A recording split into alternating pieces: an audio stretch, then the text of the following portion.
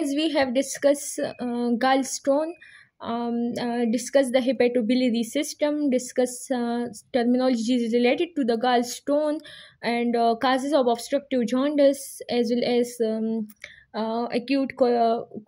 terminologies like acute cholangitis and cholelithiasis and cholecystitis.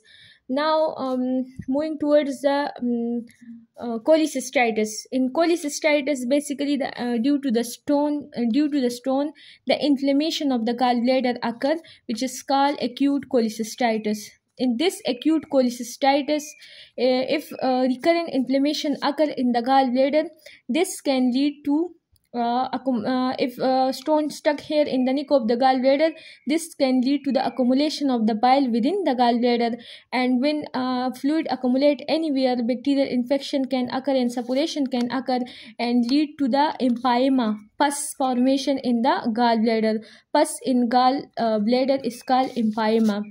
When this pus develop in the gallbladder, it cause distension of the gallbladder. It exert pressure on the gallbladder, due to which it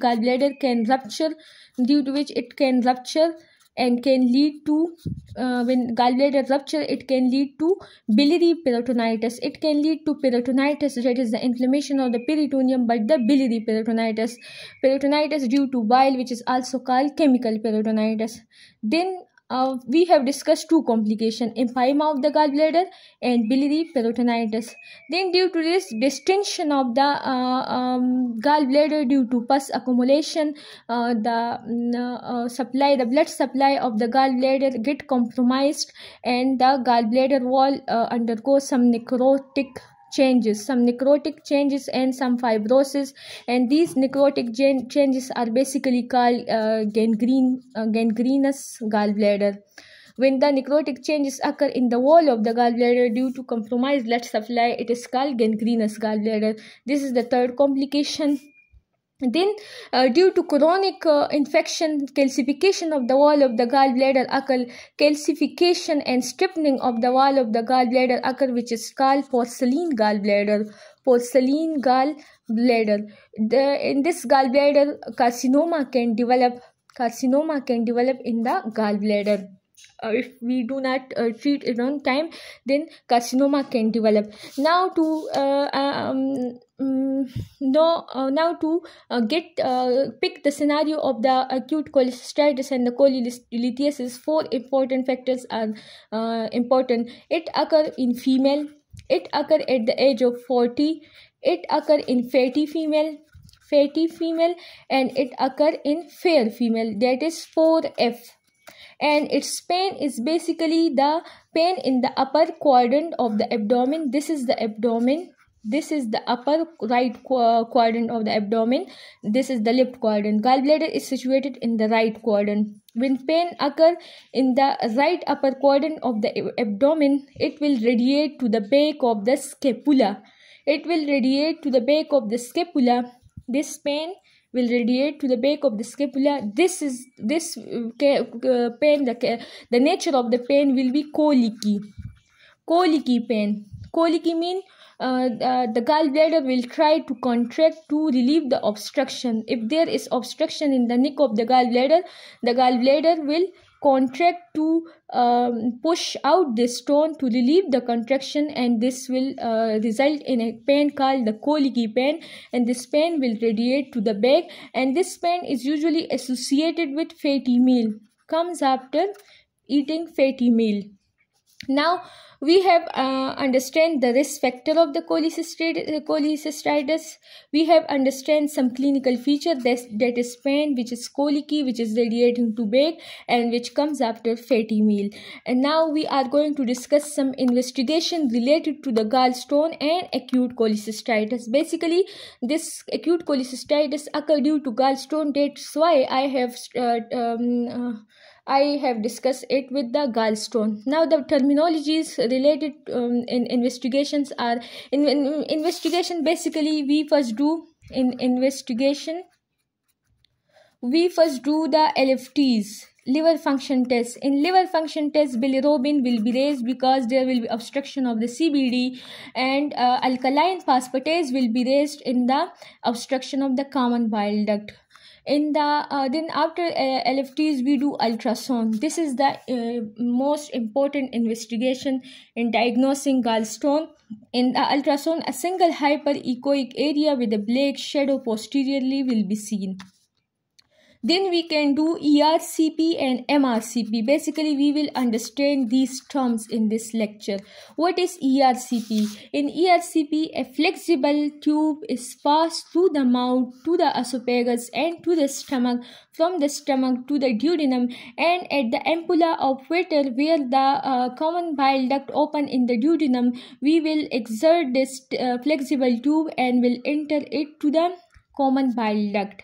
In the common bile duct, through this endoscope, this is basically an endoscopic retrograde cholangiopancreatography. An endoscope is passed to visualize the gallbladder, the duct of the gallbladder and the duct of the pancreas. This is called an ERCP. If there is a stone, we can visualize the stone. If there is stone in the pancreatic duct, we can enter this endoscope to the pancreatic duct to identify the stone of the pancreatic duct.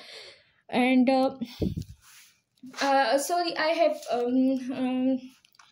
I didn't mention in the complication. I didn't mention about the pancreatitis, which is caused due to stone. This stone can stuck from the CBD, can obstruct in the pancreas, lead to acute pancreatitis, as well as this stone can enter into the ileum and cause gallstone ileus, obstruction in the ileum and cause gallstone ileus.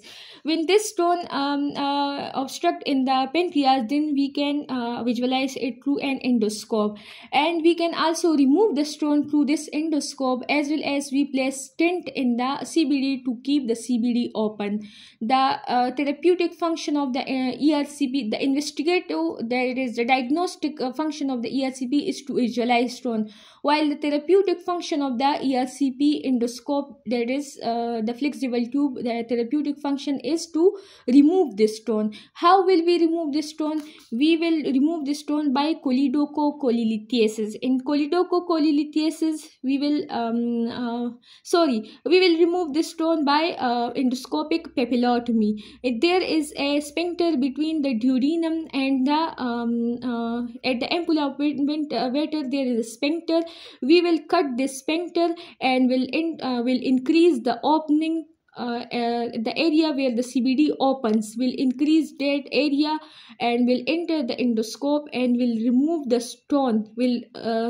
stone, using Dormia basket. This procedure is called endoscopic papillotomy or endoscopic sphincterectomy. I have used this terminology in most of my scenarios, so basically this is the concept of this terminology. Now we are going to discuss about the MRCP. What is I have discussed a term called choledochocholithotomy. In choledochocholithotomy, basically an incision is given in the CBD in the common bile duct, and through a hole is created either through a laparoscope or through an open surgery, and through this hole stone is removed from the common bile duct. When we remove stone from the common bile duct by making a hole in the common bile duct through an endoscope or through an open surgery, then it is called choledochocholithotomy. And then another terminology we'll understand is the MRCP. MRCP is basically an X-ray. In this X-ray, we basically inject a dye. Through IV route, and then we take an X-ray. This X-ray will visualize us, or will show us, the whole anatomy of the gallbladder, the biliary tree, the liver.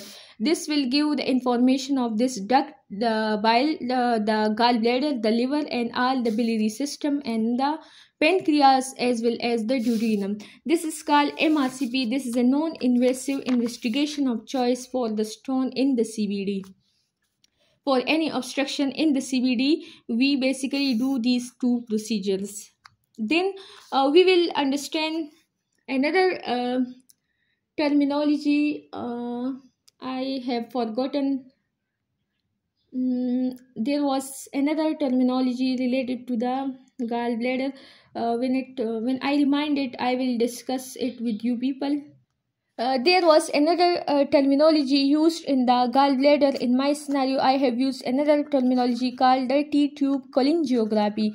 Now, what is the T-tube cholangiography? When in the cholecystectomy, when the doctor removed the gallbladder and ligate this duct, the doctor placed a T-tube in the CBD. The doctor placed a T-tube in the CBD. Both the limbs of the tubes are placed in the CBD, while the long end of the tube is bring out and is anastomosed with the anterior wall of the abdomen. With anterior abdominal wall, it is anastomosed, and the function of the T-tube is to drain the CBD. The long limb of the tube is bring out, while the short limbs are placed in the common bile duct, and its function is to drain any fluid accumulate there in the CBD. And when we inject a dye in this T-tube, through this T-tube, and take an X-ray to know about the obstruction of the common bile duct, if after surgery the patient present with obstructive jaundice, which I have discussed that the possible cause will be